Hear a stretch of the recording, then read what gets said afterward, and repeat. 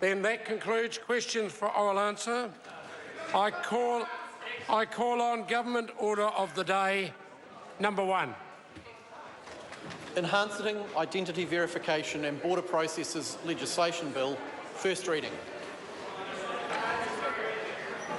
Order. The Honourable Amy Adams. Mr Speaker, I move that the Enhancing Identity Verification and Border Processes legislation be now read a first time. I nominate the Law and Order Select Committee to consider the bill.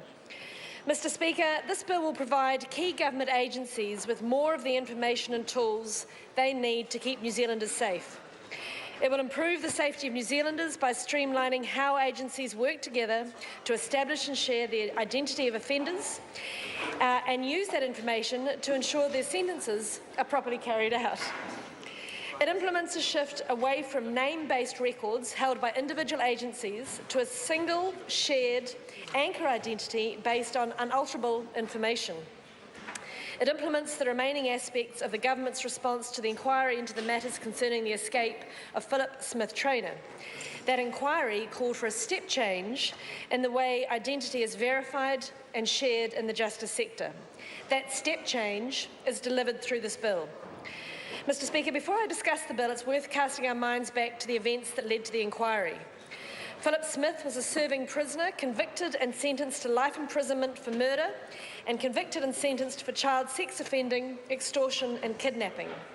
While on temporary release from prison, he went missing and was able to leave New Zealand on a flight to Chile unimpeded. Had it not been for a single sharp-eyed staff member in a Brazilian youth hostel, he might even now be unaccounted for. That is totally unacceptable. Mr Speaker, the public quite rightly expect the government to be able to collect and share identity information quickly and accurately to protect them from the risk of harm. The subsequent independent inquiry made it quite clear that justice sector agencies, and I quote, have coped with constraints on their ability to share knowledge, manage information and exchange data with one another, but the constraints created risks for them and other agencies and stakeholders.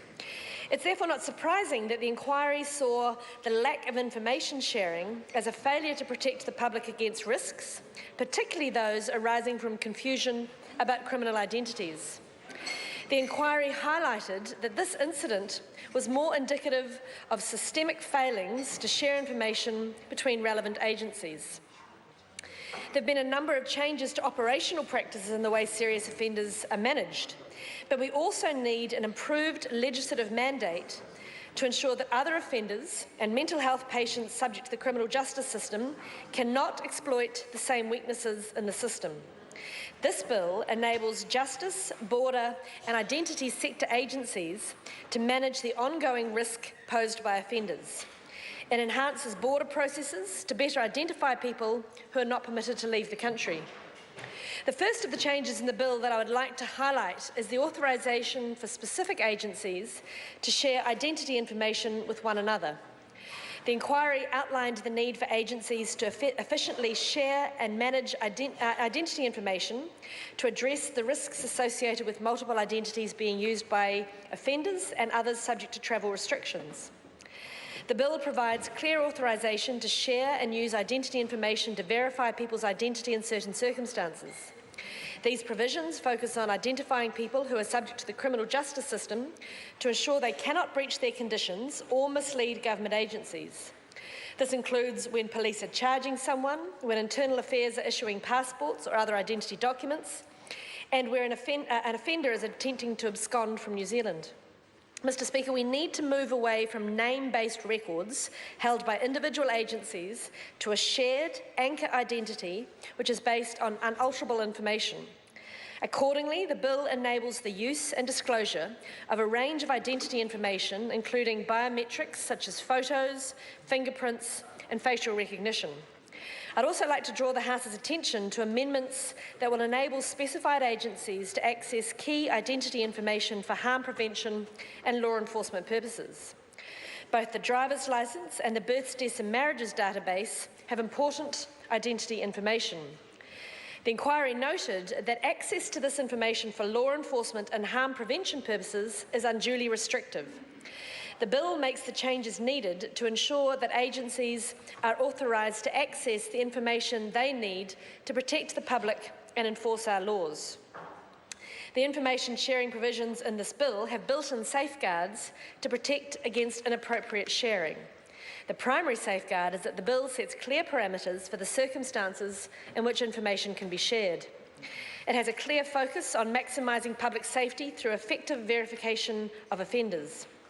It means the bill will not allow the trawling through the records of New Zealanders who are of no interest to the criminal justice system. Alongside these safeguards, existing privacy protections will continue to provide information security and management safeguards. This means government agencies will have to protect information from unauthorised access, and they'll have to take reasonable steps to ensure information is accurate before they use it. They will have to take care not to attribute the wrong identity to the wrong person. The bill also introduces explicit provisions that offenders being managed by a probation officer must not leave or attempt to leave New Zealand without the prior written consent of their probation officer. This amendment gives the operational practice established following the inquiry the force of law. This law change is necessary to ensure that offenders can be effectively managed while on supervision. The bill will make this prohibition on travel without approval a standard condition for offenders on certain conditions, including those on parole, intensive supervision and home detention. In the same vein, the bill will also make it explicit in law that mental health patients subject to the criminal justice system and held under the Mental Health Compulsory Assessment and Treatment Act and the Intellectual Disability Compulsory Care and Rehabilitation Act may not leave hospital or depart from New Zealand without permission.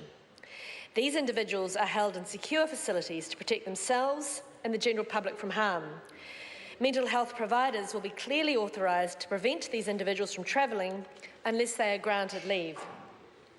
Mr. Speaker, we cannot allow unduly restrictive privacy laws to operate to prevent our border and criminal justice systems knowing who they're dealing with.